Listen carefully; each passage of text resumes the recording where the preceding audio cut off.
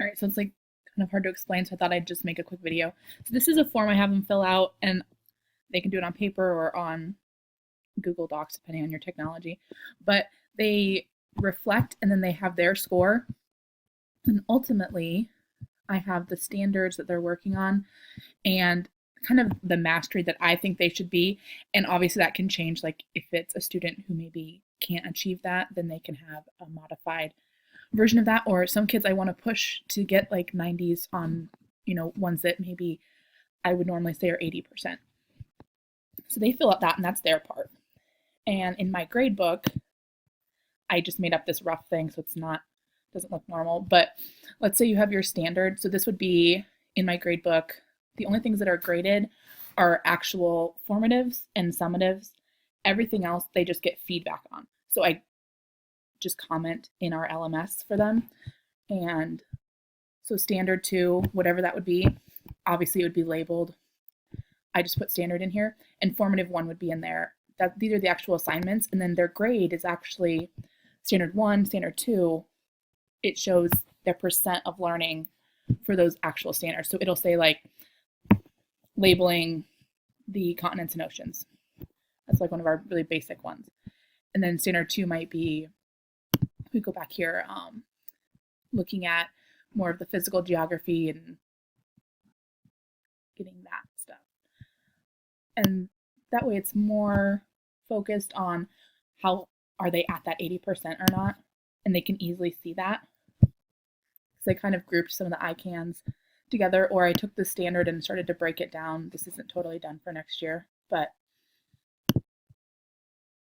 it's kind of a modified version because it's really hard to do a traditional grade book and standard-based grading. Obviously, I'd love to do the like 1 through 4 and you rate that, but this is kind of what I'm stuck with. And then usually about the end of the quarter, I'll just start kind of conferencing with kids who, like what they think their mastery levels are, and this is what I use.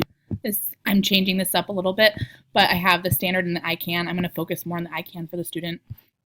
And then they have to give me evidence of their understanding. So that can be things that they've done throughout the unit. That can be things that they want to go make themselves. Like maybe they really struggled with something and it's not a good example of where they are now. They can make a video or they can make a drawing or whatever. And the conference lets them kind of explain it to me a little bit more because sometimes it's not as obvious. But I've seen teachers where they have the students, they do more virtual conferences. I just really like meeting with my middle schoolers, and it does take a little bit more time, but the grading aspect does not take more time. It actually takes less time because all you have to do is give them feedback. You don't actually have to be like, this is this many points, and the kids never ask me how many points something is worth, and they always talk to me in like formative summative speak, which is pretty cool. So to hold them accountable, they have to meet their mastery set score.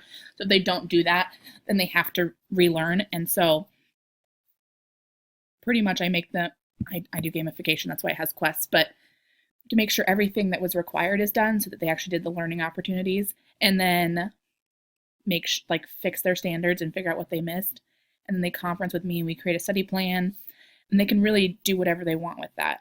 And then they can take the reassessment, and they can always reassess. But I learned this from Rick Romelli, and he's like, if you make it difficult to do the relearning, then they'll hopefully work harder when they're learning the initial standards. So